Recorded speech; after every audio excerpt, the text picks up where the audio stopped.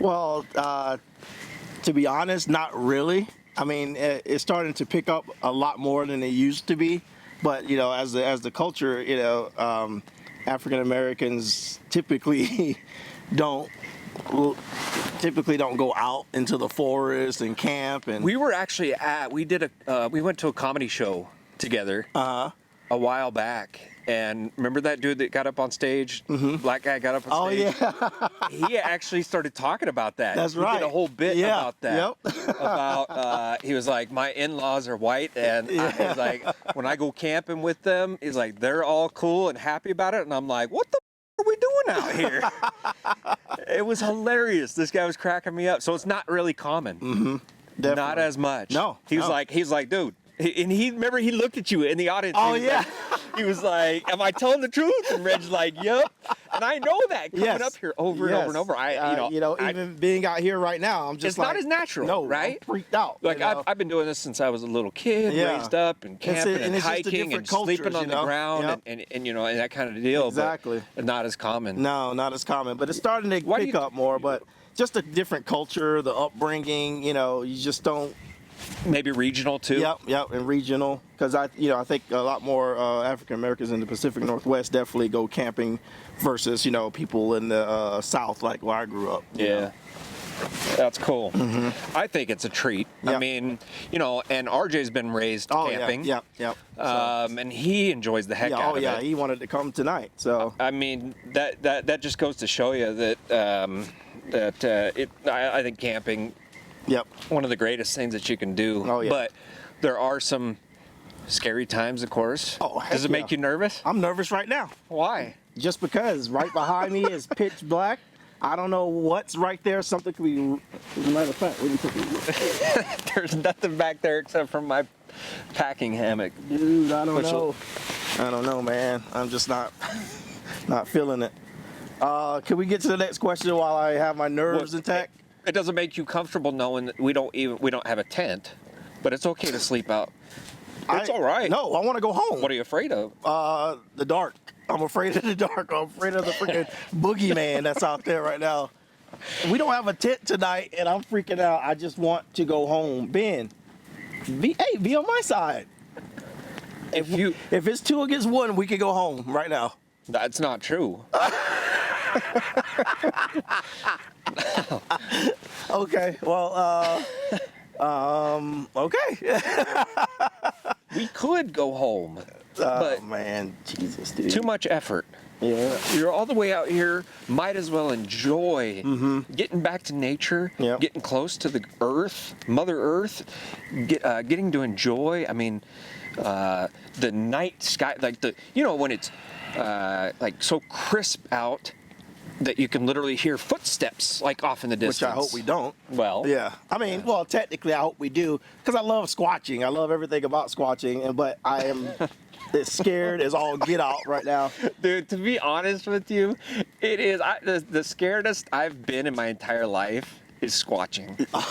Right? Yeah. Think of something that compares. Oh, man. Nothing. Especially the things we've heard and we've seen and we've been through, we've lived through. Right. Honestly, well, and look at it from that perspective, from that angle. It's like how, if you think about all the different experiences that you had throughout your life that were scary, then you compare them to the Sasquatch experiences, we thought we were going to die. Not even close. We literally thought we were going to die. Yes.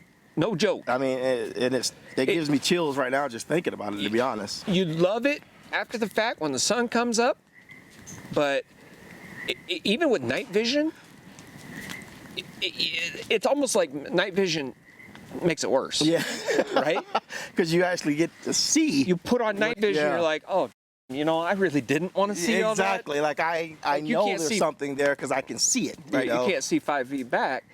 But then at the same time, do you really want to? No. You know what I'm saying? To be honest, I don't. You just got to shut it off. The way my mindset is out there. How it works when we're deep in the forest, I don't want to see anything. Yeah. Nice.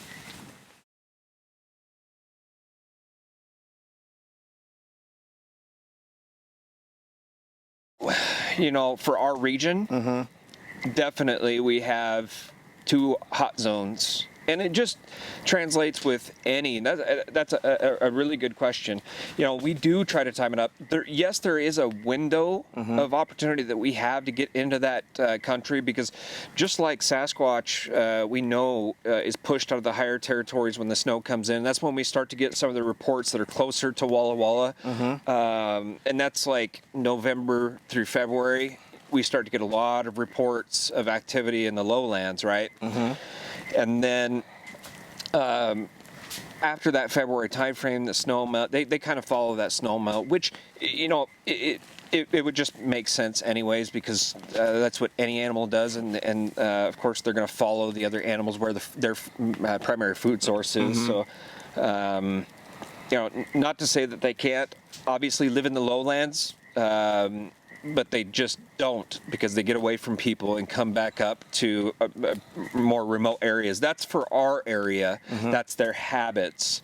It may be different for a team of investigators in Florida, where they, the Sasquatch may not be as migratory for seasons. Oh, gotcha. But for our area, that's the behavior and that's the patterns that we typically go with. Obviously, is the following the seasons, we kind of know they just migrate with the animals and push their boundaries as far as they can to get away from people. Gotcha. Right? They always stay on the fringe. And then, but we know that so we kind of follow those patterns. We also follow water sources. It's just like hunting. If you take it from that perspective, you have to think, where are the deer right now? You have to think, where are the Sasquatch right now? Yeah. And and then if it's a particularly dry summer and you're on an early archery hunt,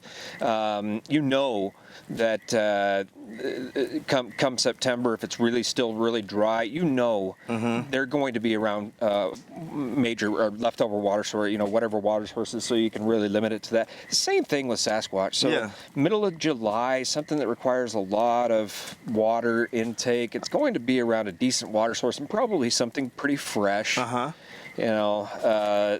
we've been able to limit that from that perspective. But then we also know their major feeding seasons, which for this particular area are June and September, right in that time frame. And the other reason that makes big time sense, and we get different activity out of them, even if you start to think about their behaviors, is what I'm trying to say. Their behavior changes depending upon that time. For instance, come September, they get a lot more aggressive. Yeah. And I've noticed that. They a lot more bold. Yeah. Angry. Yes. Frustrated easily. Yep. Kind of pissed off about tourist season, whatever it is, they're coming up to the mountains, whatever it is that they're frustrated about. But then another big thing about that is I assume that they're just like any other animal. They really get concerned and about fall coming, putting on enough weight, enough calories. We know that stress load increases in the fall for most animals, just because they have to they know what's coming up, and they have to get food. And so Sasquatch is probably very similar, very much more active, like most animals. You go predator hunting and mid-July down here, and you would assume that would be fantastic. Well, they got to be out looking for water. No, the coyotes will sit out there for weeks without water. I mean, they are so dang tough, and they're so what they do is, instead of looking for resources, they just slow way down. Oh, gotcha. They really slow down. Now, of course, they're opportunistic, so they'll take those opportunities. You can still work with that, but it gets totally different. You get them around like denning season, or in late fall when they know that they've got to put on the weight. They'll come to that rabbit call pretty dang quick. Sasquatch, very similar. So we know that September time frame is pretty hot. Because they just get frustrated with us. That's my favorite. That September, because they get more active. Yeah, exactly. I think they really sleep a lot in July. They know that they don't have the energy to really do a whole lot of activity. Is it because it's hot? Oh, yeah, okay. It's really hot. Okay. And it wears them out, just like any other animal. Mm-hmm. I think that they really kind of, that's a hibernation period from them as far as exerting energy. They really go silent around that July time. June really makes sense as well, and June is a hot time for us because June they are really coming into their first encounters once again. I think you get a lot of juvenile activity in June, and when we were out with Cliff and Jeff, yes, that was in June, and the activity that we experienced there with the tantrum banging, man. it sounded like absolutely insanity going on, but what that was really characteristic of something that you would expect out of a teenage Sasquatch, right? And that's kind of what we got. So I think you get a lot more teen activity because they're seeing their first campers of the season. Makes sense. The teens tend to be more curious, and I say teens, they're just kind of in that, older. Like juvenile, not juvenile, a little bit older. Right in that between juvenile and adult, or Yep, exactly. And we just see more activity from them in June, right? Yep.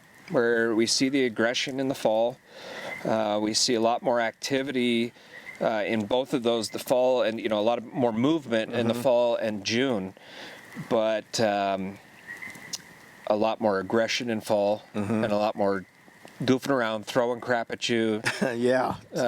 Freaks me out, man. A lot more tree knocks in June. End of May, if you can make it up to some of the areas and get where they are, because they really stay on that snow fringe. And they fought, they happen to follow particular areas where we just can't get to right now. Oh no. Right. Yep. I mean, you and they know that. You would be very hard pressed to get to where they are. We kind of know the channels that they follow to get back to where we know we've patterned them to a particular. Yeah. I mean, a pretty dang. We know where they're at. Yeah. Like if we had to guess, we know. Oh, it's just access. Yep. Access is tough. After years and years of tracking and notating data, we know we have a general idea right now where they are. Yep. Yeah. Just like we have a general idea where they are in June, we have to look around for sign. Yep. We have to really scour the earth for sign, for tracks and things of that nature. But we know the vicinity. Oh, yeah. And we concentrate most of our efforts in that vicinity. So, great question. Yeah. Awesome.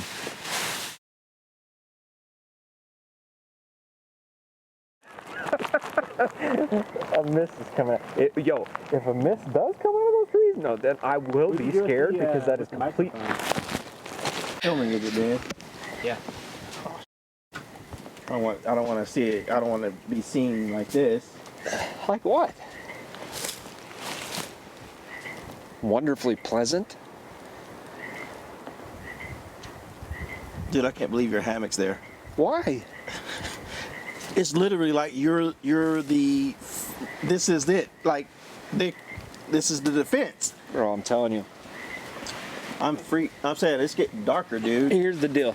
There is nothing. All you got to do is think about it like this, brother. Listen, there's nothing between here and there. All that's just solid woods. Yeah. But that's all there is. Like, yeah. It's just pure emptiness back there. That's what's great about it, dude. Don't even have to think. Like, dude, why the hell? Look back there. There's nothing but forest. Look back there. Oh, that looks scary as dude. I'm trying to tell you, it looks like something is gonna get us, dude. No. Something is out there. Well, eventually something's out there. Something will come out. I don't like this, dude, because You sit down. That's why every time Ben is getting mouthy, like. Should I add some more wood? Mr. Producer. Dude, Hey. I'm not right, man. Fucking A, dude. Oh, trying to figure out. Here's what's even creepier. No! No. I can't even see Ben. Dude, so if a Squatch was, or, I don't know, man. I'm just freaking out of it now. This is freaking crazy what we're doing. Except for the fact that this is what, I don't know, dude. this is what, like, Ben, keep an eye behind me. You see, what, Paul? I was just saying it's gorgeous. The skyline is beautiful. Oh. You know what I'm saying? Gee. But